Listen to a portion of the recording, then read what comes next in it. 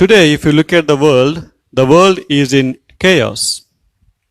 ఈరోజు మనము ప్రపంచాన్ని గమనించినట్లయితే అదెంతో గందరగోళంలో ఉంది. Everywhere we can see the uncertainty. ఎక్కడ చూసినా ఏం జరుగుతుంది అని తెలియని పరిస్థితుల్లో జీవిస్తూ ఉన్నారు. Death is occurring to everyone without having any partiality. Death is occurring to everyone without having any partiality. ఎవరి పట్ల పక్షపాతము చూపించకుండా మరణము అందరికీ సంభవిస్తూ ఉంది. Panic filled the lives of everyone who is living on this planet Earth. ఈ భూగ్రహం పైన జీవించే ప్రతి వారి మనస్సులలో భయాందోళనలు నిండి ఉన్నాయి. There is no doubt we are living in the most atrocious period of our life. మనందరము ఎంతో భయాందోళనలకు కలిగినటువంటి సందర్భంలో జీవిస్తూ ఉన్నాము. Survey suggests that as days goes by, almost everyone on this planet will be affected with this pandemic.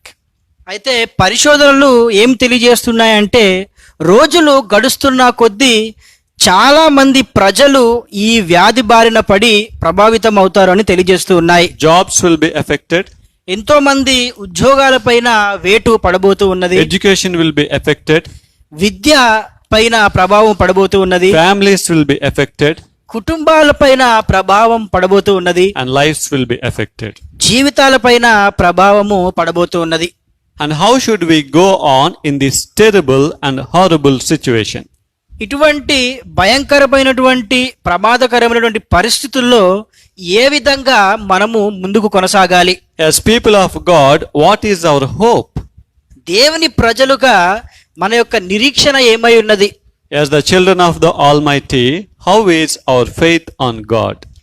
శక్తివంతమైనటువంటి దేవుని యొక్క పిల్లలుగా మన యొక్క విశ్వాసము ఏ విధంగా ఉండి ఉన్నది? Today for our meditation, we are going to look at a very, very prominent and important passage from the book of Daniel, chapter 2.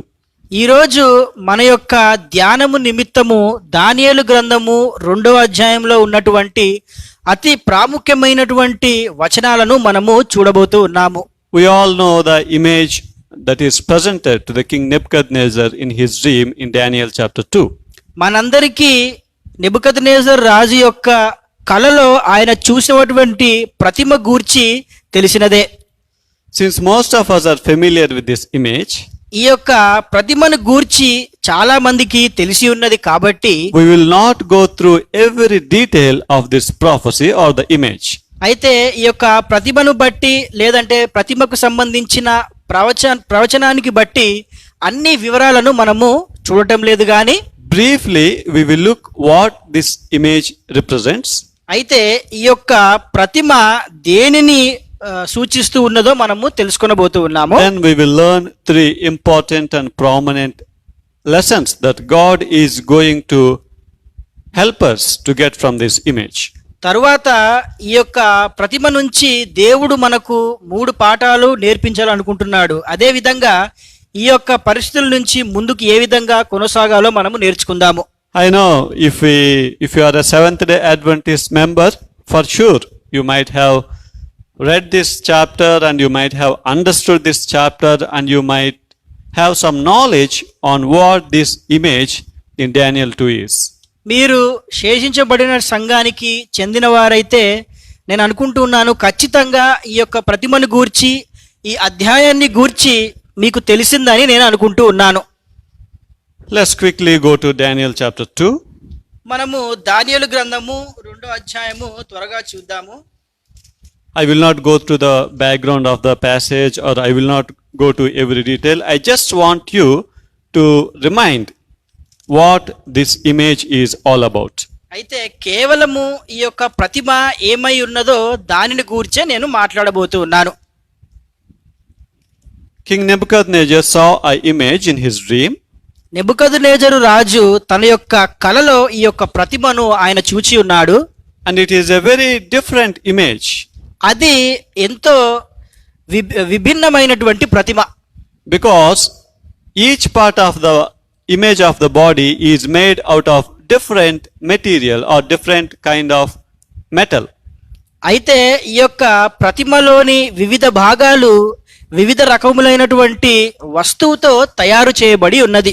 The head is made out of gold. శిరస్సు మేలిమి బంగారముతో చేయబడి ఉన్నది. The chest and arms or shoulders are made out of silver.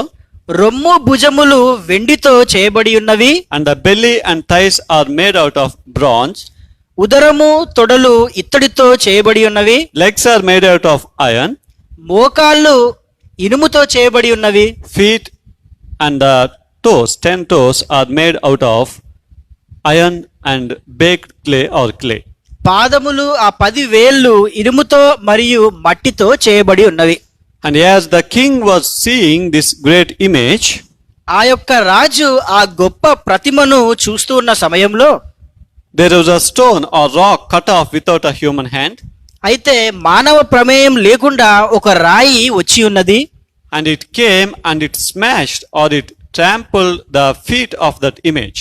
ఆ రాయి వచ్చి ఆ పాదముల పైన పడి చెల్లాచెదురు చేసి ఉన్నది. And the image completely collapsed and it fell down.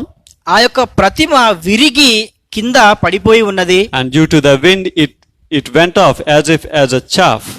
అయితే అక్కడ ఉన్నటువంటి గాలిని బట్టి అది చెల్లాచెదురైపోయి ఉన్నది. And this rock or the mountain or the stone, it turned into a great mountain and it filled the entire earth. ఈ చిన్న రాయి ఈ భూప్రపంచమంతా నిండి ఒక పెద్ద పర్వతముగా మారి ఉన్నది. Coming to the interpretation of this image, ఈ యొక్క ప్రతిమ యొక్క అర్థానికి మనం వచ్చినప్పుడు each part or each metal represents a kingdom that is going to come after the kingdom of Babylon. అయితే ఒక్కొక్క భాగము రానయున్నటువంటి ఒక్కొక్క రాజ్యమును పోలి ఉన్నది. And this kingdom wants to capture the entire world or rules the entire world. అయితే ఈ రాజ్యము లోకమంతటిని స్వాధీనంలోకి తీసుకొని పరిపాలించాలని అనుకుంటూ ఉన్నది. The head or the gold metal represents the kingdom of Babylon. అయితే శిరస్సు బంగారముతో చేసినటువంటిది అది బబులోనును సూచిస్తూ ఉన్నది. And it ruled the world from 605 BC to 539 BC. అయితే 605 నుంచి 509 క్రీస్తు పూర్వము వరకు అది ఏలి ఉన్నది. Then the second kingdom, the silver or the chest and the shoulders, represents the Medo-Persian kingdom. అయితే రెండవది రొమ్ము మరియు భుజములు మాదియా పర్షిక రాజ్యమును పోలి ఉన్నది. And it conquered the Babylon kingdom. It established as a worldwide kingdom. అయితే బబులోనును స్వాధీనము చేసుకొని తన యొక్క రాజ్యాన్ని ప్రపంచమంతా విస్తరించి ఉన్నది. And it ruled from 539 BC to 331 BC. ఈ మాదియా పర్షిక రాజ్యము 539 నుంచి 331 క్రీస్తు పూర్వము వరకు వారు పరిపాలించి ఉన్నారు. Even in Daniel chapter 7, there are more things that are given to understand the kingdoms and how they conquered the world. దానియేలు 7వ గ్రంథములో వివిధ రకములైనటువంటి రాజ్యాలు వారు ఏ విధంగా పరిపాలన చేసి ఉన్నాయో వివరములు ఇవ్వబడి ఉన్నవి. Let's go to the third one, the belly. అయితే మూడవది ఉదరమును గూర్చి మనము The తెలుసుకున్నట్లయితే belly and the thighs represents the third kingdom, the Greece. ఉదరము మరియు తొడలు గ్రీసు రాజ్యాన్ని అవి సూచిస్తూ ఉన్నవి. We all know the Alexander the Great. He is the king or the emperor of the Greek command. అయితే మనందరికీ తెలిసిన విధంగా గొప్ప రాజైనటువంటి అలెగ్జాండరు ఆయన గ్రీకు దేశానికి రాజై ఉన్నాడు. And this kingdom ruled from 331 BC to 169 BC. ఈ యొక్క గ్రీసు రాజ్యము 331 నుంచి 168 క్రీస్తు పూర్వము వరకు వారు పరిపాలన చేసి And the ఉన్నారు. fourth kingdom, legs, represents the kingdom of Rome. మోకాళ్ళు ఇనుముతో చేయబడినవి అది రోమా రాజ్యాన్ని సూచిస్తూ ఉన్నాయి. They ruled from 168 BC to 476 AD. ఈ యొక్క రోమా రాజ్యం వారు క్రీస్తు పూర్వము 168వ శతాబ్దము నుంచి తర్వాత 476 క్రీస్తు శకము 476 శతాబ్దం వరకు వారు పరిపాలన చేసి ఉన్నారు. The feet or the 10 fingers represents the 10 kingdoms of Europe. అయితే ఈ 10 పాదములు లేదంటే 10 వేళ్ళు ఐరోపా దేశాన్ని పోలి ఉన్నవి. From 476 AD to second coming, they will be there. నా క్రీస్తు శకం 476 శతాబ్దం నుంచి యేసుక్రీస్తు వారు రెండోసారి రాకడ వచ్చే వరకు కూడా వాళ్ళు పరిపాలన కొనసాగిస్తారు. What I want you to realize is this image was given around 600 BC, or let's say 500 in the 5th century of BC. అయితే ఈ ప్రతిమను గూర్చి మిమ్మల్ని ఏ విషయాన్ని గ్రహించాలని నేను కోరుకుంటున్నానంటే, ఈ యొక్క ప్రవచనము 5వ శతాబ్దంలో ఇవ్వబడి ఉన్నది. And as we look how the world or how the history of the world is, it is exactly fulfilled how it was foretold in the scriptures. అయితే మనం ఒకసారి ప్రపంచ చరిత్రను మనము గమనించినట్లయితే పరిశుద్ధ లేఖనములలో ఏ విధంగా సెలవీయబడి ఉన్నదో అదే విధంగా జరిగి ఉన్నవి. The first lesson that God wants to teach us from this image or from the fulfillment of this prophecy is God's word will always triumph. అయితే ఈ యొక్క నెరవేరినటువంటి ప్రవచనాన్ని బట్టి దేవుడు మనకు నేర్పించాలని అనుకుంటున్న మొట్టమొదటి పాఠము, దేవుని యొక్క వాక్యము ఎప్పుడు విజయవంతమవుతుంది. God's word will always triumph. దేవుని యొక్క వాక్యము ఎప్పుడు విజయవంతం అవుతుంది. I want to turn your attention to the book of Isaiah chapter 40 verse 8. అయితే మీరందరూ యెషయా గ్రంథము 40వ అధ్యాయము 8వ వచనము చూడండి. The grass withers and the flowers fade, but the word of our God stands forever. గడ్డి ఎండిపోవును, దాని పువ్వు వాడిపోవును, మన దేవుని వాక్యము నిత్యము నిలుచును. The word of the God or God's word will remain forever. దేవుని యొక్క వాక్యము నిత్యము నిలుచును. It stands forever. అది నిత్యము ఉండిపోతుంది. It will triumph. అది ఖచ్చితముగా నెరవేరుతుంది. In the Bible we'll find many things. పరిశుద్ధ గ్రంథంలో ఎన్నో విషయాలను మనము చూడవచ్చు. We have the words of wisdom. మనకు జ్ఞానముతో కూడినటువంటి మాటలు ఉన్నాయి. We have words of comfort. మనకు ఓదార్పును కలిగించినటువంటి మాటలు ఉన్నాయి. We have the events of history. మనకు చరిత్రలో జరగబోయే సంఘటనలు ఉన్నాయి. And we have miracles. అద్భుత కార్యాలు ఉన్నాయి. But this morning I want to turn your attention to the two important things in the Bible. కానీ ఈ ఉదయకాల సమయమున పరిశుద్ధ గ్రంథములోని 2 అతి ప్రాముఖ్యమైన విషయాలను నేను మీకు తెలియజేయాలని అనుకుంటూ ఉన్నాను. The first one is promise, the second one is prophecy. మొట్టమొదటిది వాగ్దానము, రెండవది ప్రవచనము. Everything is important in the Bible. పరిశుద్ధ గ్రంథంలో ఉన్న ప్రతిదీ మనకు ప్రాముఖ్యమైనటువంటిదే. But keeping the time in mind, we are going to look at two of these things. కానీ సమయాన్ని దృష్టిలో ఉంచుకొని మనము 2 విషయాలను మాత్రమే మాట్లాడుకొనబోతూ ఉన్నాము. The Bible is full of promises. పరిశుద్ధ గ్రంథం అంతా కూడా వాగ్దానాలతో నిండి ఉన్నది. And every promise is given to each one of us. ప్రతి ఒక్క వాగ్దానము మనలో ప్రతి ఒక్కరికి ఇవ్వబడి ఉన్నది. In some churches, they distribute the promise cards. అయితే కొన్ని సంఘాలలో వాగ్దానముతో రాయబడినటువంటి కాగితాలను అందజేస్తారు. But Seventh-day Adventists do not have that practice. కానీ ఇటువంటి ఆచారాన్ని మన యొక్క సంఘంలో మనము చూచి ఉండము. Do you know the reason? దానికి గల కారణము ఏమై ఉన్నదో తెలుసా? Because we cannot just claim one promise from the Bible. ఎందుకంటే పరిశుద్ధ గ్రంథం నుంచి కేవలము ఒక్క వాగ్దానాన్ని మాత్రమే మనము పొందుకొనుట కాదు. All the promises in God's word is for us. పరిశుద్ధ గ్రంథంలో ఉన్నటువంటి వాగ్దానములన్నీ కూడా మన కొరకు ఇవ్వబడినవే. And we have to claim all the promises throughout the year. సంవత్సరం అంతా కూడా వాగ్దానములన్నీ కూడా మనము పొందుకొనవలసి And ఉన్నది. one more thing I would like you to understand is all these promises are conditional. అయితే ఈ యొక్క వాగ్దానాలకు అన్నిటికీ కూడా కొన్ని షరతులు వర్తిస్తాయనే విషయాన్ని మీరు గ్రహించాలని నేను కోరుకుంటూ ఉన్నాను. For example, if we want God to open the floodgates of heaven, what is the condition? అయితే దేవుడు తన ఆకాశ గుమ్మములను తెరవాలని మీరు కోరుకుంటున్నట్లయితే దానికి ఉన్నటువంటి షరతులు ఏమై ఉన్నాయి? We have to give the tithe. మనము దశమ భాగమును ఇవ్వాల్సి ఉన్నది. So all the promises are in the Bible are conditional. పరిశుద్ధ గ్రంథంలో ఉన్న వాగ్దానములన్నీ కూడా షరతులతో కూడినటువంటివి. We know the story of Shadrach, Meshach and Abednego in Daniel chapter 3. దానియేలు 3వ అధ్యాయములో షద్రకు మెషకు అబేద్నెగోల యొక్క కథ మనకు సుపరిచితమే. When they were thrown into the fire, they were not burnt. అగ్నిగుండములో పడవేయబడినప్పుడు వారు కాల్చివేయబడలేదు. It was God's promise, అది దేవుని యొక్క వాగ్దానము. taken from Isaiah chapter 43 verse 2. యెషయా గ్రంథము 43వ అధ్యాయము 2లో ఈ వాగ్దానము దేవుడు సెలవిచ్చి ఉన్నాడు. God says, when you walk through the fire, it will not burn you, or it will not burnt you.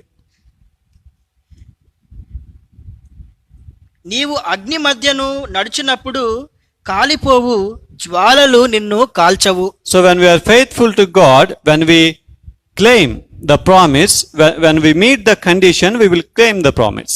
మనము దేవునికి నమ్మకముగా ఉండి షరతులకు తగినట్లు మనము ప్రవర్తించినట్లయితే ఆ వాగ్దానమును మనము పొందుకొనగలము. There are hundreds of promises in God's word. దేవుని యొక్క వాక్యంలో వందల కొలది వాగ్దానములు ఉండి ఉన్నాయి. They are for us, అవి మన కొరకు ఉన్నాయి. and we have to claim them. వాటిని మనము పొందుకోవాలి. I want to ask you one question. మీ అందరినీ ఒక ప్రశ్న అడగాలని నేను అనుకుంటూ ఉన్నాను. What is the next upcoming promise that we are waiting for? మన జీవితంలో ఏ వాగ్దానము కొరకు మనము వేచి ఉన్నాము? God has promised us something. దేవుడు మన కొరకు ఒక విషయాన్ని వాగ్దానం చేసి ఉన్నాడు. Turn with me to the Gospel of John chapter 14 verse 2 and 3. యోహాను గ్రంథము 14వ అధ్యాయము 2-3 వచనాలు మనం చూద్దాము. In my Father's house are many mansions or houses. నా తండ్రి ఇంట అనేక నివాసములు కలవు.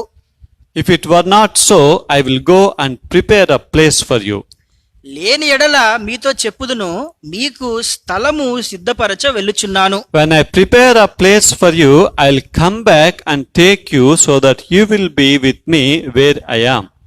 నేను వెళ్ళి మీకు స్థలము సిద్ధపరిచిన ఎడల నేనుండు స్థలములో మీరును ఉండులాగున మరలా వచ్చి నా యొద్ద నుండుటకు మిమ్మును తీసుకొని పోవుదును. This is the promise of our Savior.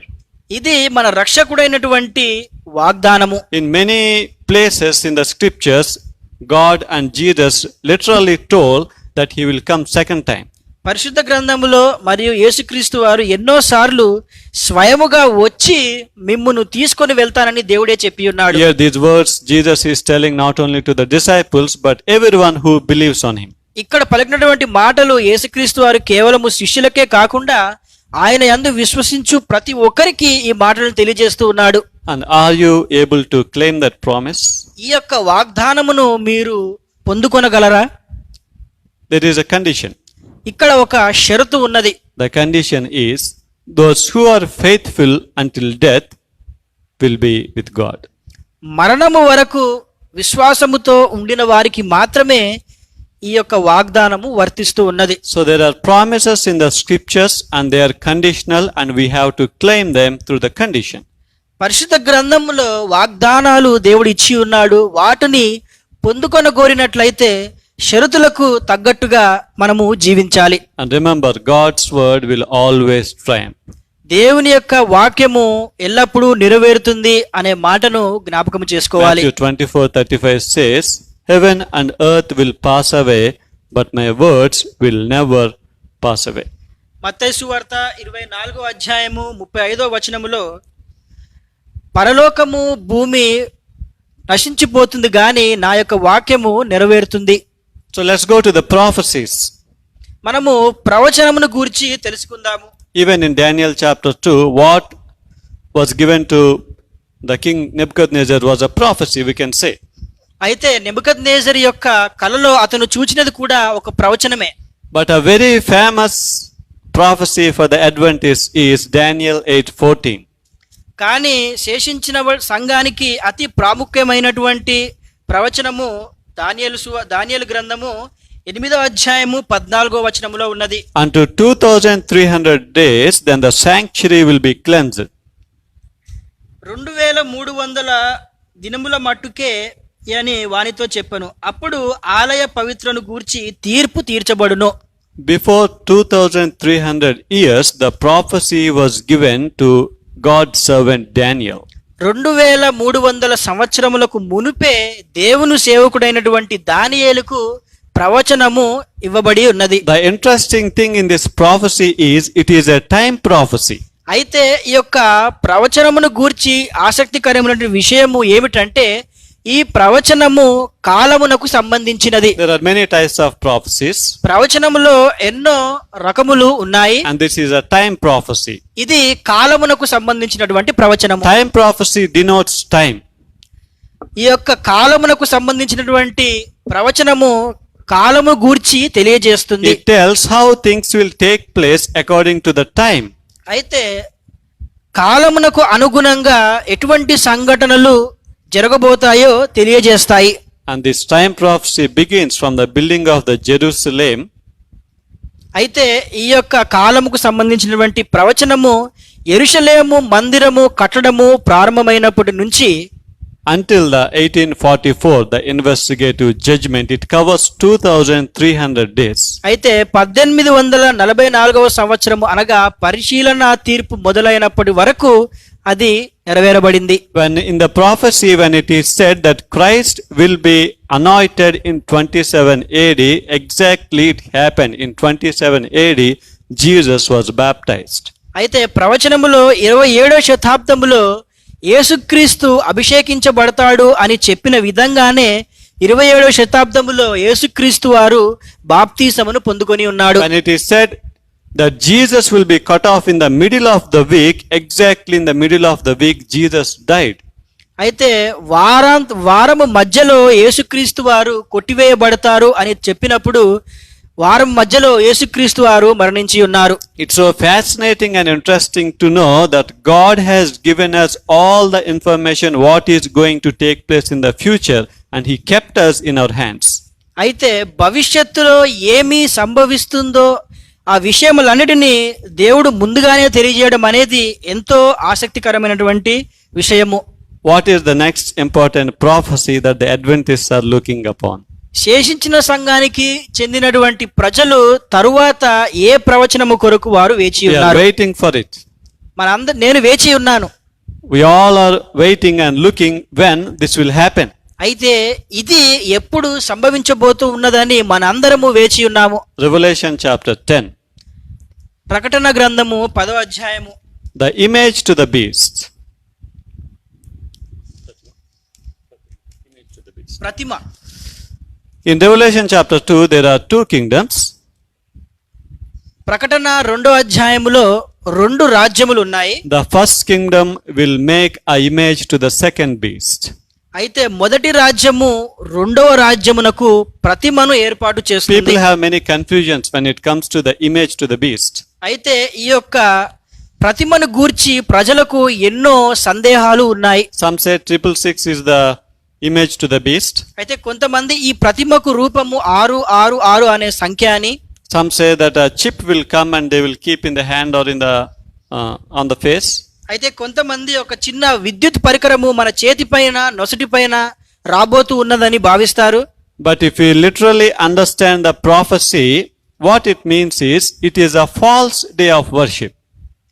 అయితే మనము ప్రవచనాన్ని సరిగ్గా అర్థము చేసుకున్నట్లయితే మనము తప్పుడు దినాన దేవుణ్ణి ఆరాధిస్తాము అని The అర్థము. image to the beast is a day which people think it is a sacred and they are forced to worship on that day.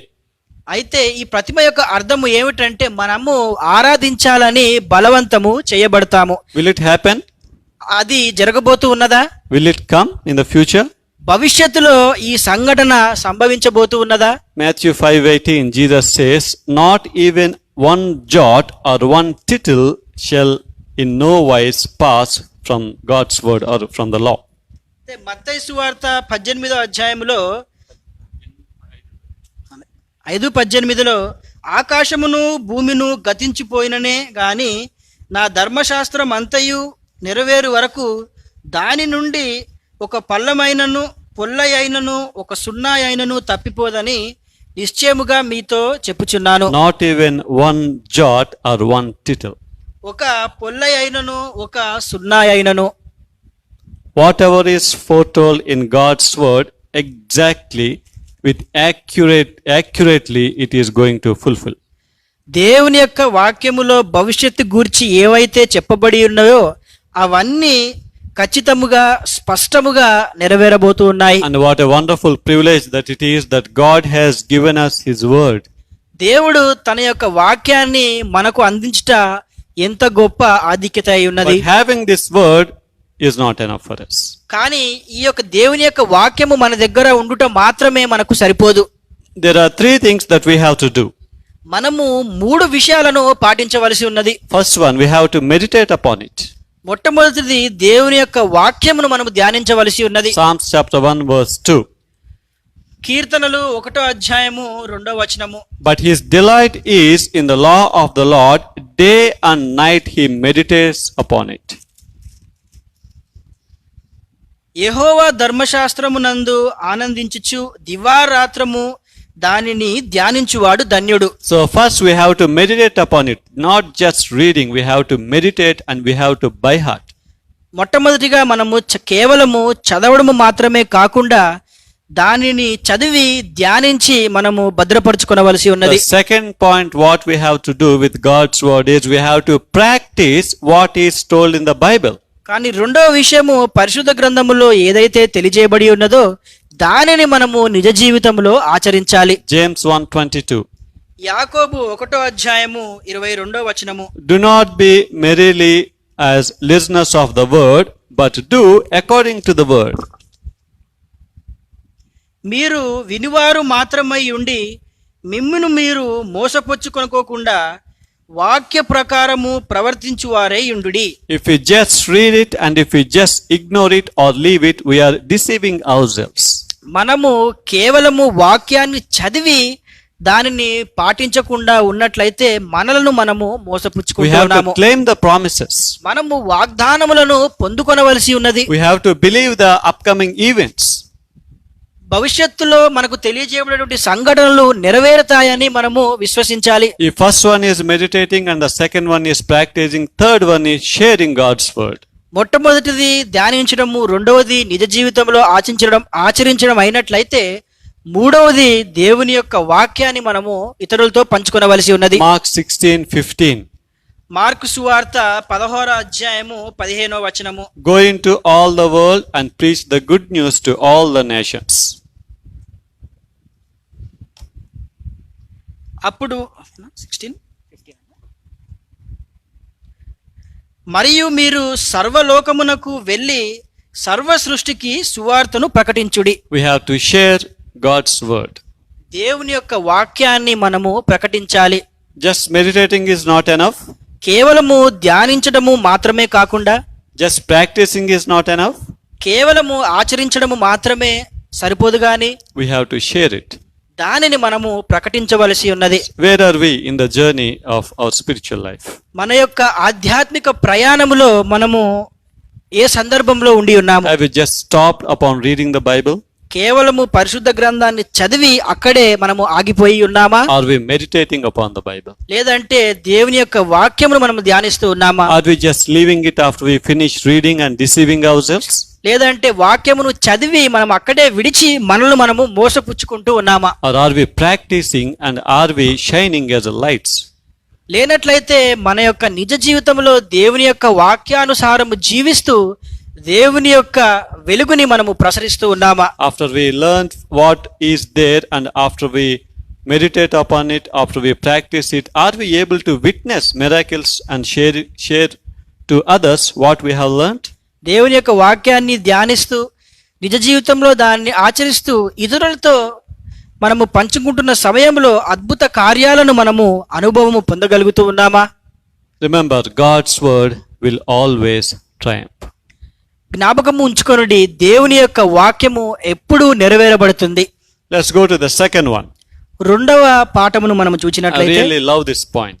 ఈ యొక్క విషయము నాకు ఎంతగానో ఇష్టము. The second truth that God wants to learn from that image is God is always in control. ఆ యొక్క ప్రతిమ నుంచి దేవుడు మనందరము నేర్చుకోవాలని అనుకుంటున్నటువంటి రెండవ పాఠము God is always in control. దేవుడు ఎప్పుడు అదుపులో ఉన్నాడు. You look at the Daniel chapter 2 image. మనము దానియేలు గ్రంథములో ఉన్నటువంటి రెండో గ్రంథములో ఉన్నటువంటి ఆ యొక్క ప్రతిమను మనం చూసినట్లయితే, or you read Daniel chapter 7, the prophecies that God has given to Daniel, లేనిచో దానియేలు 7వ గ్రంథములో దానియేలుకి ఇచ్చినటువంటి ప్రవచనాలను మనం చదివినట్లయితే, or you go to Revelation, the book of Revelation, లేదంటే మనము ప్రకటన గ్రంథమును గూర్చి చదివినట్లయితే, whatever is happening in the world, everything is recorded in the Bible or God's word. ఈ ప్రపంచములో జరుగుతున్నటువంటి సంఘటనలన్నీ కూడా దేవుని యొక్క వాక్యములో రాయబడి ఉన్నాయి. Whether it is pestilence or famine or earthquake or war, everything is foretold in God's word. తెగులైనా, యుద్ధాలైనా, భూకంపములైనా అన్నీ కూడా దేవుని యొక్క వాక్యములో ముందే మనకు తెలియజేయబడి ఉన్నాయి. You read Matthew 20:24 or Mark chapter 16, Mark chapter 13 or Luke chapter 16 or 21, all the signs of the second coming are foretold in God's word. దేవుని యొక్క సువార్త పుస్తకంలో మత్తయి సువార్త 20:24లో చూసినట్లయితే దేవుని రెండవ రాకడకు సంబంధించినటువంటి సూచనలన్నీ కూడా ముందే తెలియజేయబడి ఉన్నాయి. So what I want you to understand is, even on the darkest day in the history, God is still in control. మీరందరూ ఏమి అర్థం చేసుకోవాలని నేను అనుకుంటున్నట్లయితే, ఈ భూమి మీద అత్యంత భయంకరమైనటువంటి చీకటి దినములైనప్పటికీ దేవుడు ఆ దినమును కూడా అన్ని దేవుని ఆధీనములో ఉన్నాయని, Even when God was dying on the cross of Calvary 2000 years ago, everything is in the control of God.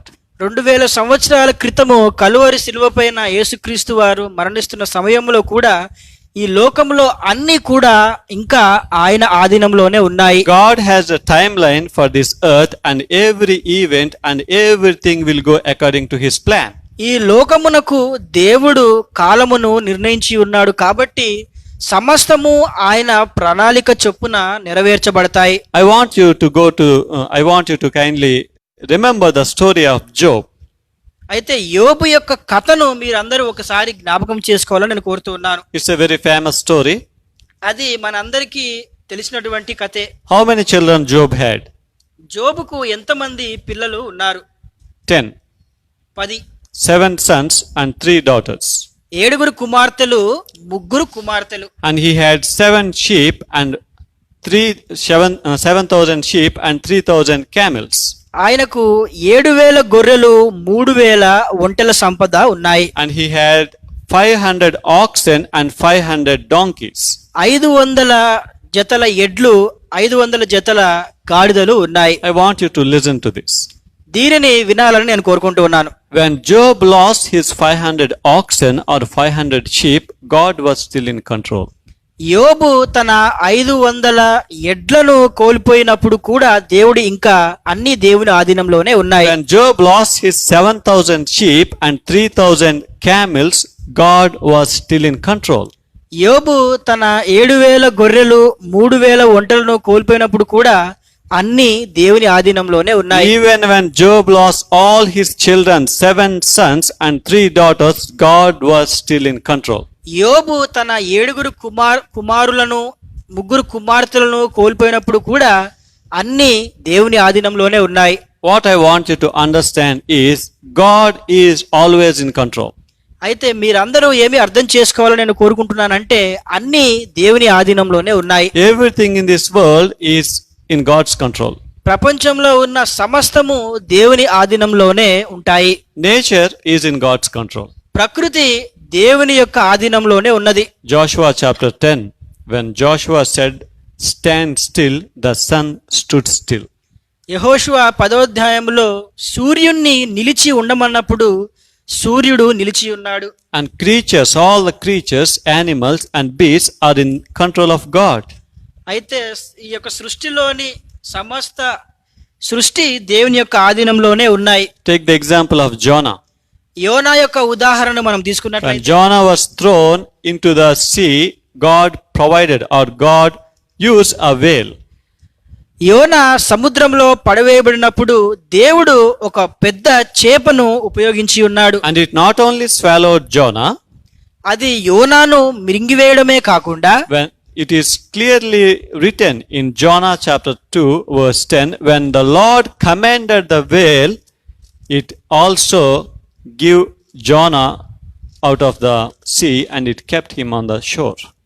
అయితే యోనా 2వ గ్రంథము 10వ అధ్యాయములో అంతలో యెహోవా మత్స్యమునకు ఆజ్ఞ ఇయ్యగా అది యోనాను నేల మీద కక్కివేసెను. So God controls the nature, God controls the animals or the beasts, and God controls kings and kingdoms. దేవుడు ప్రకృతిని, దేవుని ఆధీనంలో ప్రకృతి, రాజ్యములు, మృగాలు, జంతువులు అన్నీ ఆయన ఆధీనంలోనే ఉన్నాయి. And he even controls the time of this earth. ఈ యొక్క లోకానికి సంబంధించినటువంటి కాలమును కూడా దేవుని ఆధీనంలోనే ఉన్నాయి. Before 2300 years, when he said that investigative judgment will begin on 1844, it exactly fulfilled in 1844. 2300 సంవత్సరాల క్రితము పరిశీలనా తీర్పు 1844వ సంవత్సరంలో ప్రారంభం కాబోతుంది అని చెప్పినప్పుడు అదే సంవత్సరములో పరిశీలన తీర్పు ప్రారంభమై ఉన్నది. Not even one day before, not even one day after.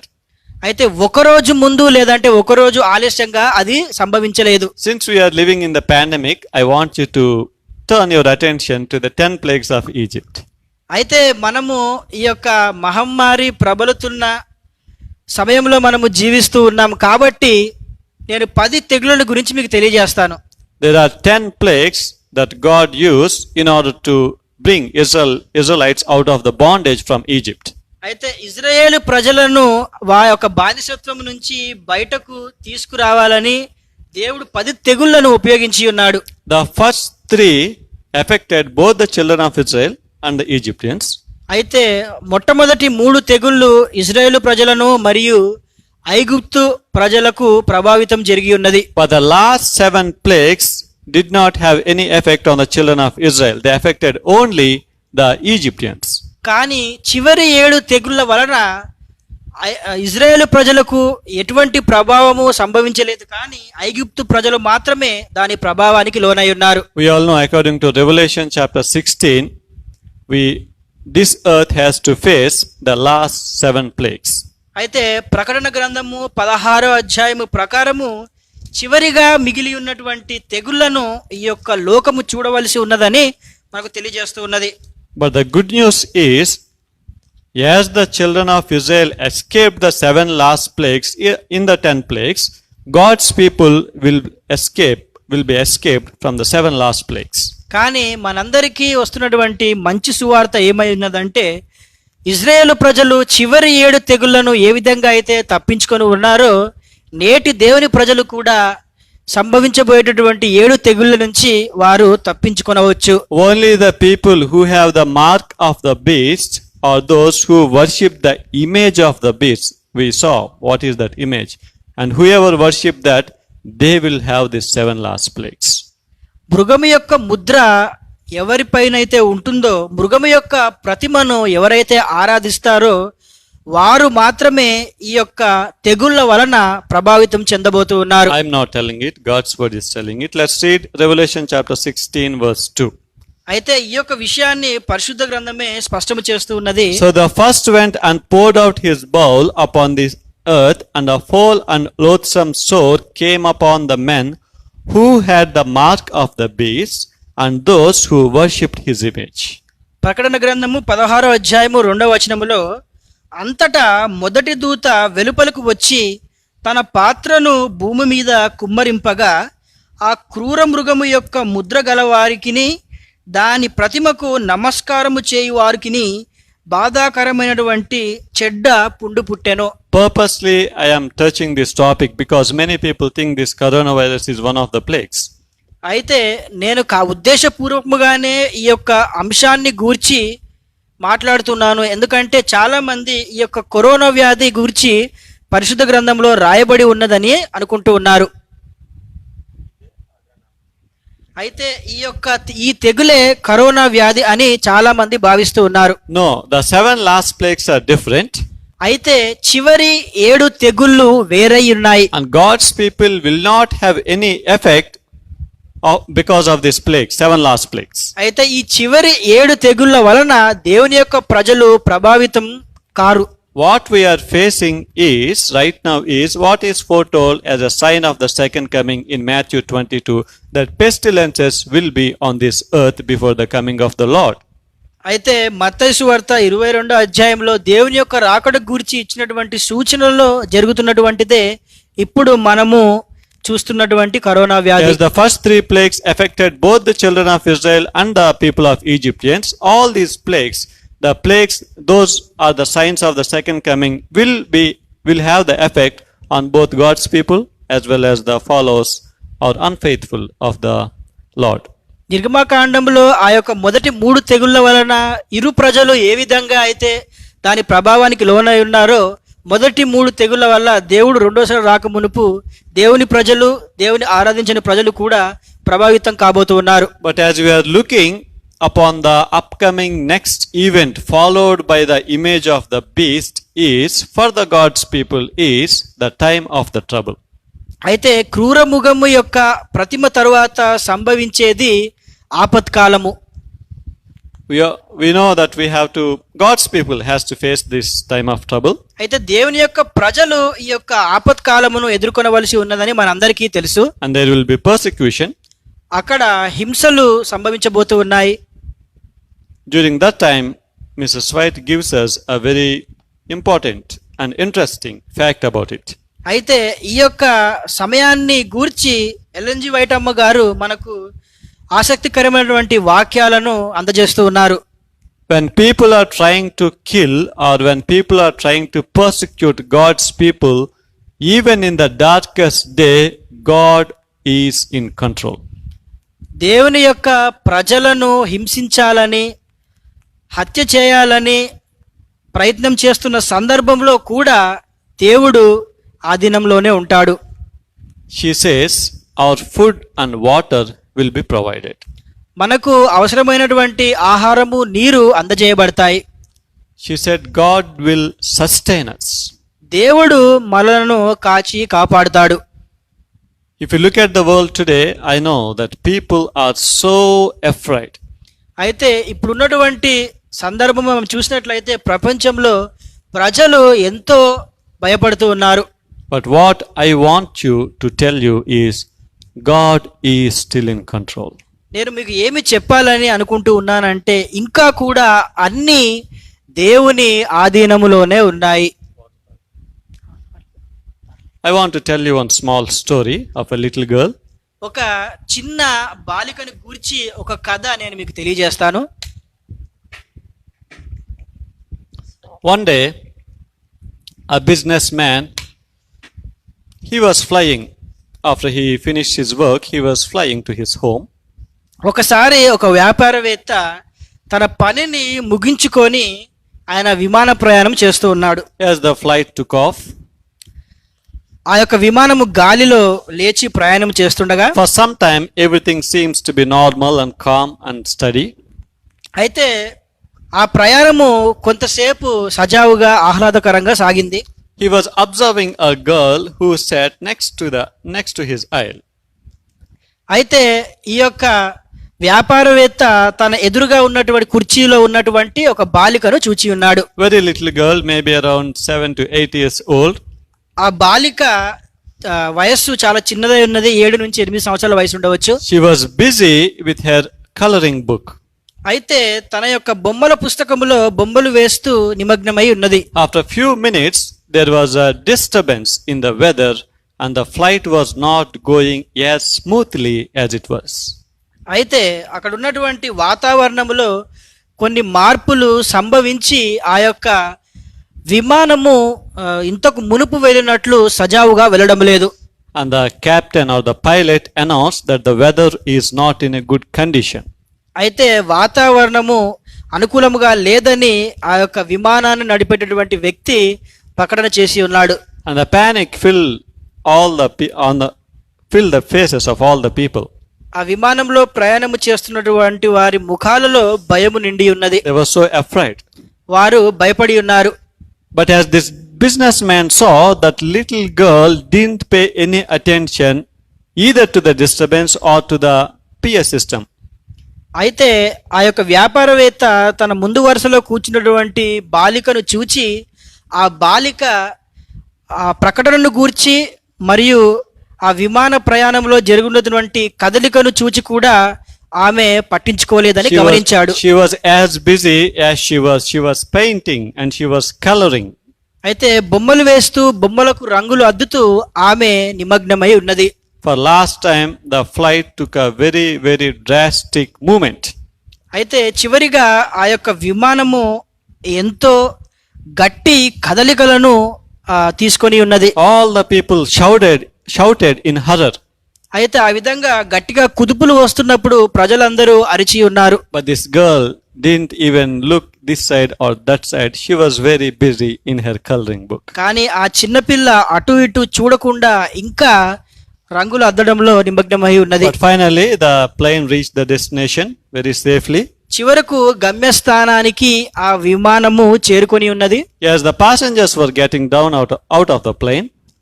ఆ ప్రయాణికులు విమానము నుంచి కిందికి దిగుతూ ఉండగా This businessman slowly went to the little girl and asked her, "Were you not afraid when there was changes in the course of the flight?" అయితే ఈ యొక్క వ్యాపారవేత్త నెమ్మదిగా ఆ చిన్న బాలిక దగ్గరికి వెళ్ళి విమానమును ఆ విధంగా గాలులు కుదిపివేస్తున్నప్పుడు ఆ విధంగా ప్రకటనలు వస్తూ ఉన్నప్పుడు నీవు భయపడలేదా అని అడిగి ఉన్నాడు. The girl replied, "No, sir, not at all." నేను దానికి భయపడలేదు అని సమాధానం He చెప్పింది was బాలిక. so surprised and he asked one more question. ఆ వ్యాపారవేత్త ఎంతగానో ఆశ్చర్యపోయి ఇంకొక ప్రశ్న వేసి ఉన్నాడు. What is the reason? నీవు భయపడపోవడానికి గల కారణము ఏమై ఉన్నది? The little girl gave a cute smile and she said, "My father is the pilot." ఆ యొక్క చిన్న బాలిక మెల్లగా నవ్వుతూ ఈ విమానాన్ని నడిపే ఒక వ్యక్తి మా నాన్నగారు. In the same way, our father is controlling and having the full control of this earth and the universe. ఇదే విధంగా ఈ విశ్వమును మరియు ఈ లోకమంతా కూడా దేవుని యొక్క ఆధీనంలోనే ఇంకా ఉన్నది. You might be facing a biggest challenge in your life. నీ జీవితంలో అతిపెద్ద సవాలును నువ్వు బహుశా ఎదుర్కొంటూ ఉన్నావేమో. You might be facing a darkest day in your life. ఈ జీవితంలో అత్యంత చీకటి దినములను నీవు ఎదుర్కొంటూ ఉన్నావేమో. But understand, God is still in control. కానీ దేవుడు ఇంకా ఆధీనంలోనే, అన్ని దేవుని ఆధీనంలోనే ఉన్నాయన్న విషయాన్ని గ్రహించండి. Let's go to the last lesson God wants to teach us. దేవుడు మనకు ఈరోజు నేర్పించాలనుకున్నటువంటి చివరి పాఠమును మనము చూసినట్లయితే The first one is God's word will always triumph.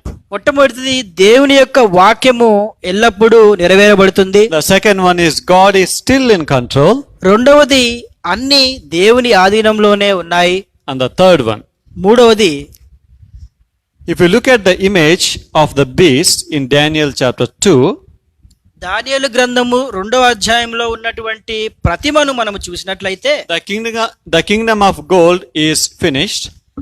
ఆ యొక్క మేలిమి బంగారముతో చేయబడినటువంటి రాజ్యము అంతరించిపోయి ఉన్నది. The kingdom of silver is finished. వెండితో చేయబడినటువంటి రాజ్యము అంతరించిపోయి The ఉన్నది. kingdom of belly and iron or iron and clay is finished. అయితే ఇనుము మట్టితో చేయబడినటువంటి రాజ్యము అంతరించిపోయి ఉన్నది. We are living at the tip of the image. అయితే ప్రతిమ యొక్క అంచున మనము జీవిస్తూ ఉన్నాము. Maybe we can say we are living on the last finger of the tip of the image. బహుశా ఆ యొక్క ప్రతిమ యొక్క అంచున ఉన్నటువంటి చివరి వేలి యొద్ద మనము జీవిస్తూ ఉన్నామని చెప్పుకోవచ్చు. The next event is a rock or a stone will cut off with no human hand. అయితే తరువాత జరగబోయేటటువంటి సంఘటన ఆ యొక్క రాయి వచ్చి ఆ యొక్క ప్రతిమను నలగొట్టబోతూ ఉన్నది. And it will trample it, it will crush it. ఆ యొక్క ప్రతిమను త్రొక్కివేసి ముక్కలుగా చేయబోతూ ఉన్నది. And the kingdoms of this earth will vanish as if as a chaff. ఈ యొక్క లోక రాజ్యములన్నీ గాలిలో అవి అదృశ్యమైపోతూ ఉన్నాయి. And that rock or the small stone will increase as a mountain and it will cover the entire earth. ఆ యొక్క చిన్న రాయి అది పెద్దగా పర్వతముగా ఏర్పడి ఈ లోకం అంతటిని నింపబోతూ ఉన్నది. What is that kingdom? ఆ యొక్క రాజ్యము ఏమై ఉండబోతూ ఉన్నది? What is the rock which became a mountain and which covered the entire earth? పర్వతముగా ఏర్పడినటువంటి ఆ యొక్క చిన్న రాయి ఏ రాజ్యమును పోలి ఉన్నది? It is God's kingdom. అది దేవుని యొక్క రాజ్యం అవబోతూ ఉన్నది. I want to read Psalms 145 verse 13. కీర్తనలు 140వ అధ్యాయము 13వ వచనము. Your kingdom is an everlasting kingdom and your dominion endures throughout all generations. నీ రాజ్యము శాశ్వత రాజ్యము, నీ రాజ్య పరిపాలన తరతరములు నిలుచును. The next event that is going to take place is a stone or God's kingdom will come. తరువాత సంభవించబో సంఘటన ఏమై ఉన్నదంటే దేవుని యొక్క రాజ్యము ఏర్పడబోతూ ఉన్నది. And that is our kingdom. అదే మన రాజ్యం అవబోతూ ఉన్నది. That everlasting kingdom is our kingdom. ఆ యొక్క నిత్య రాజ్యమే మనందరి రాజ్యం అవబోతూ ఉన్నది. Paul, when he was writing in his letter to Philippians chapter 3 verse 20, he says, our citizenship is in heaven. పౌలు ఫిలిప్పీయులకు పత్రిక రాస్తూ ఉన్న సందర్భంలో మన యొక్క పౌరసత్వము పరలోకములో ఉండబోతూ ఉన్నది. He says our citizenship is in heaven. మన యొక్క పౌరసత్వము పరలోకములో ఉండి ఉన్నది. The third point is, let's prepare for that wonderful, everlasting, eternal and God's kingdom. మనము నేర్చుకున్నటువంటి మూడవ పాఠము అద్భుతమైనటువంటి శాశ్వతముగా నిలిచిపోయేటటువంటి ఆ యొక్క రాజ్యము కొరకు మనము సిద్ధపడదాము. In Revelation there are 7 churches.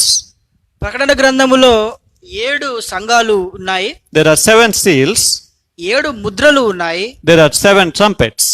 7 బూరలు ఉన్నాయి. We are living in the 7th church.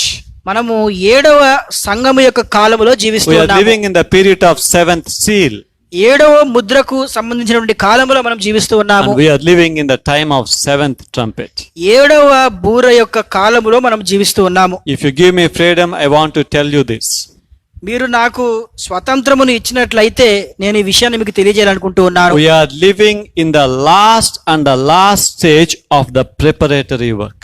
అయితే సిద్ధపడేటటువంటి చివరి దశలో మనందరము జీవిస్తూ ఉన్నాము. We all are worried about the pandemic, right? మనందరము ఈ యొక్క మహమ్మారిని గూర్చి మనము చింతిస్తూ ఉన్నాము. Who knows, if the pandemic might not have come right now, some of the prophecy might have been fulfilled and our preparatory time might have been finished. ఒకవేళ ఈ మహమ్మారి వ్యాధి ఇంకా రాకపోయినట్లయితే సిద్ధపడేటటువంటి కాలము బహుశా మనకు ఈ రోజు అయిపోయి ఉండవచ్చు. Some of the events are supposed to have been finished which prepared the image to the beast. అయితే ఈ యొక్క బంగారు ప్రతిమకు సంబంధించినటువంటి సంఘటనలు సంభవించి ఉండవచ్చు. But because of this pandemic, because of God's mercy, they are still holding and giving us time. దేవుని యొక్క కృపను బట్టి ఇంకా సిద్ధపడుటకు మనందరికీ సమయము ఉన్నదని మనము అనుకోవలసి ఉన్నది. I want to ask you one direct question today. మీ అందరికీ ఈ రోజున సూటిగా ఒక ప్రశ్న నేను అడగాలనుకుంటూ ఉన్నాను. As we are living in the last days, అంత్య దినములలో మనము జీవిస్తూ ఉన్నాము. as we are living in the last stage of the preparatory work, సిద్ధపడే కాలములో చివరి దశలో మనము జీవిస్తూ ఉన్నాము. what is your priority and what is my priority? నీ యొక్క ప్రాముఖ్యత, నా యొక్క ప్రాముఖ్యత మనము దేనికి ఈ రోజు ఇస్తూ ఉన్నాము? Are we busy in gathering money? మనము డబ్బులు సంపాదించే విషయంలో మనము తీరిక లేకుండా జీవిస్తూ ఉన్నామా? Or are we busy in looking about the truth or the prophecies in the book of God? లేనట్లయితే దేవుని యొక్క వాక్యంలో నెరవేరుతున్నటువంటి ప్రవచనములలో మనము నిమగ్నమై ఉన్నామా? Are we busy in getting the worldly wealth? ఇహలోక సంబంధించినటువంటి సంపదను మనము సంపాదించాలని మనము నిమగ్నమై ఉన్నామా? Or are we looking at the eternal things? నిత్యము ఉండేటటువంటి విషయముల పైన మనము ధ్యానము చేస్తూ ఉన్నామా? Or are we looking at the power, talent and position in this world? ఈ యొక్క లోకంలో ఉన్నటువంటి సంపదను, శక్తిని మనము చూస్తూ ఉన్నామా? Or are we pleading God to give us Holy Spirit? లేదంటే పరిశుద్ధాత్మ దేవుణ్ణి మనకు ఇవ్వాలని దేవుణ్ణి వేడుకుంటూ ఉన్నామా? Are we still living in the pleasures of this world? ఈ యొక్క లోకంలో ఉన్నటువంటి ఆనందాలలో మనం ఇంకా జీవిస్తూ ఉన్నామా? Or are we looking or trying to live a sanctified life? లేదంటే పరిశుద్ధమైనటువంటి జీవితాన్ని జీవించడానికి ప్రయత్నం చేస్తూ ఉన్నామా? I want to read one statement from early writings. ఈ యొక్క ఆదిమ వచనాలలో నుంచి నేను కొన్ని వాక్యాలను మీకు తెలియజేయాలనుకుంటూ ఉన్నాను. No, not early writings. This is the Testimonies for the Church, volume 4. In fact, it is also found in the Last Day Events. అయితే సంఘమునకు ఉపదేశములు అనే పుస్తకములో నేను చదువుతున్నాను. Satan offers to men the kingdoms of the world if they will yield to him the supremacy. అయితే సాతానుడు తనకు అధికారాన్ని కట్టబెట్టాలని ప్రజలు అనుకున్నట్లయితే ప్రజలకు ఈ లోకానికి సంబంధించినటువంటి రాజ్యములను సాతాను అప్పగిస్తాడు. Listen to this. Many do this and sacrifice heaven. ఎంతో మంది ఈ విధంగా ప్రవర్తించి పరలోకమును వదులుకుంటారు. I want to repeat that statement. Many do this. Many people gave themselves for the kingdoms of this world and they sacrifice heaven. ఈ యొక్క లోకంలో ఉన్నటువంటి రాజ్యముల కొరకు పరలోక రాజ్యమును ఎంతో మంది వదులుకుంటారు, త్యాగం చేస్తారు. And she goes on saying, it is better to die than to sin. అయితే పాపము చేయుట కంటే మరణించడమే ఉత్తమము. It is better to want than to defraud. It is better to be in want than to defraud someone.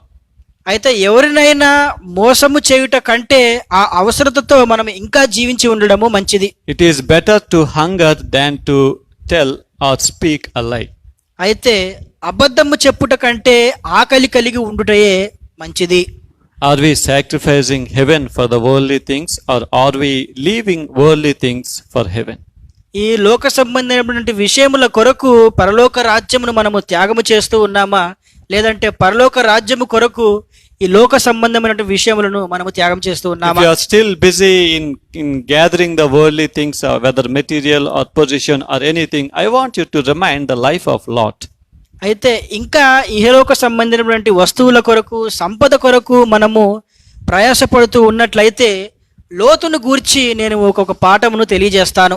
2 angels warn Lot to go out of the city to save himself. అయితే లోతు తనను తాను రక్షించుకొనుటకు పట్టణము నుంచి బయటకు వెళ్ళాలని దేవదూతలు హెచ్చరించి ఉన్నాయి. How much money Lot took with himself when he was leaving the city? లోతు ఆ యొక్క పట్టణమును విడిచి వెళుతున్న సందర్భంలో ఎంత ధనమును తన వెంట తీసుకొని వెళ్ళి ఉన్నాడు. He was a very rich man. లోతు ఎంతో ధనము కలిగినటువంటి వ్యక్తి. How much wealth he could take out of that city? ఆ పట్టణం నుంచి ఎంత ధనమును తీసుకొని బయటికి వెళ్ళగలిగి ఉన్నాడు. Do you know how he left the city? పట్టణమును ఏ విధంగా విడిచిపెట్టి ఉన్నాడో To తెలుసా? save himself, he just went as he was. అయితే తనను తాను రక్షించుట కొరకు ఆయన కట్టుబట్టలతో వెళ్ళి ఉన్నాడు. I don't think he could even took a one coin with himself.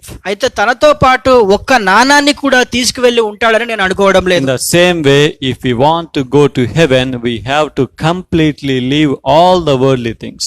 ఇదే విధంగా పరలోక రాజ్యానికి వెళ్ళాలని మీరు తలస్తున్నట్లయితే ప్రతి ఒక్కటి విడిచిపెట్టి వెళ్ళవలసి ఉన్నది. I want to narrate one incident of Mrs. White, which is recorded in her book titled as Heaven, and we'll finish this message. అయితే పరలోకము అనే పుస్తకములో ఎల్ఎన్జి వైటమ్మ గారు తన జీవితంలో జరిగినటువంటి సంఘటన గురించి రాసి ఉన్నారు. దానిని మనము చదివి మన వర్తమానమును ముగించుకుందాము. Before that, I want to read 1 Corinthians chapter 2 verse 9, very familiar verse. దానికన్నా ముందు 1 కొరింథీయులు 2వ అధ్యాయము 9వ వచనము నేను చదువుతాను. No eye has seen, no ear has heard, no mind is conceived what God has prepared for those who love him. 19 1 Corinthians 2:19.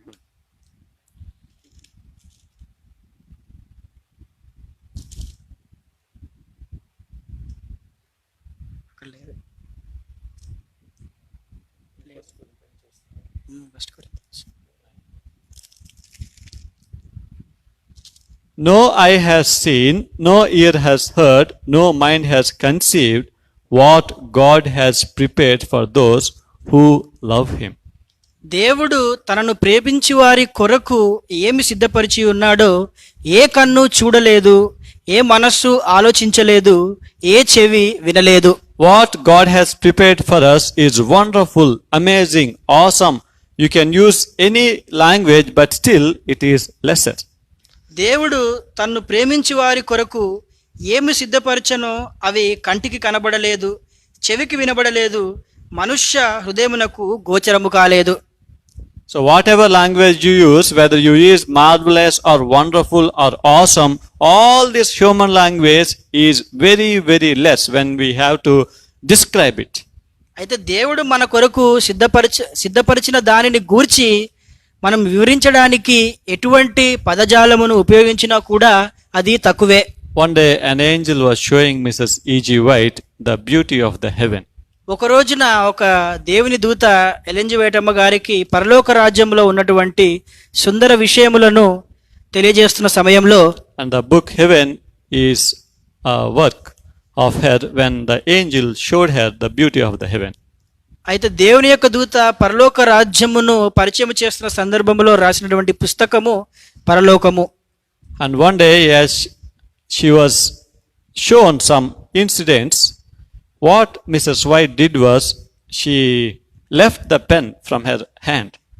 అయితే ఆ యొక్క పరలోక రాజ్యంలో జరిగినటువంటి కొన్ని సంఘటనలు చూచినప్పుడు ఎల్ఎన్జి వైటమ్మ గారు తన చేతిలో ఉన్నటువంటి కలమును విడిచిపెట్టి ఉన్నది. She left the pen and she forgot to write, and she was admiring at the beauty of heaven. అయితే తన చేతిలో ఉన్నటువంటి కలమును విడిచిపెట్టి ఆ యొక్క పరలోక రాజ్యంలో ఉన్నటువంటి సుందర దృశ్యములను చూచి ఉండటంలో నిమగ్నమై ఉన్నది. In another incident, she said that she doesn't want to go back to heaven. She wants to stay in heaven. అయితే ఇంకొక సందర్భంలో పరలోక రాజ్యంలో నుంచి తిరిగి భూమిపైకి వెళ్ళాలని ఆమె అనుకోవడం లేదని రాసి ఉన్నారు. Heaven is a wonderful place. పరలోకము ఒక అద్భుతమైనటువంటి స్థలము. We cannot describe it with our human language. మన యొక్క మనుష్యుని యొక్క భాషతో మనము దానిని వివరింపలేము. But today what God wants us to do is, let's prepare for that eternal and everlasting kingdom. ఈ రోజున ఆ యొక్క నిత్య రాజ్యము కొరకు మనందరము సిద్ధపడాలని దేవుడు కోరుకుంటూ ఉన్నాడు. Don't sacrifice heaven for these worldly things.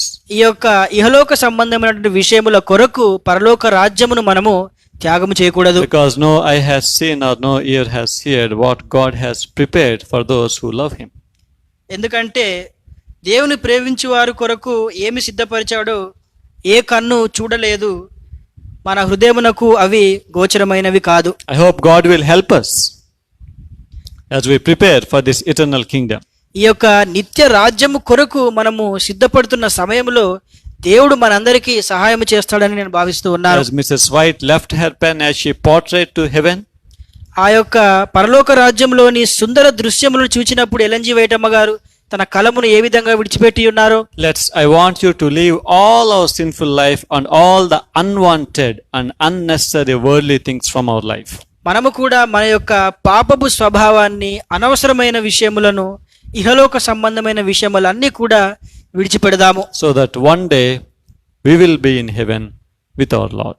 ఆ విధంగా చేసినట్లే ఒక రోజున మన ప్రభువైన దేవునితో మనందరము పరలోక రాజ్యములో జీవిస్తాము. May God bless each one of us as we prepare ourselves for that wonderful eternal kingdom. ఆ అద్భుతమైనటువంటి రాజ్యము కొరకు మనందరము సిద్ధపడుచు ఉండగా దేవుడు మనందరికీ సహాయం చేయునుగాక. At this time we'll have the closing prayer, and I request Mr. Daniel Thomas to kindly come up and offer the closing prayer.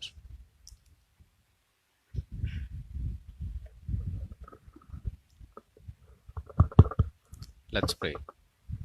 Almighty Heavenly Living Father, we thank Thee for the opportunity that You gave us once again. We thank Thee for this bright morning in our lives and to worship Thee in Thy sanctuary. Continue to be with us and be with all our families as a church.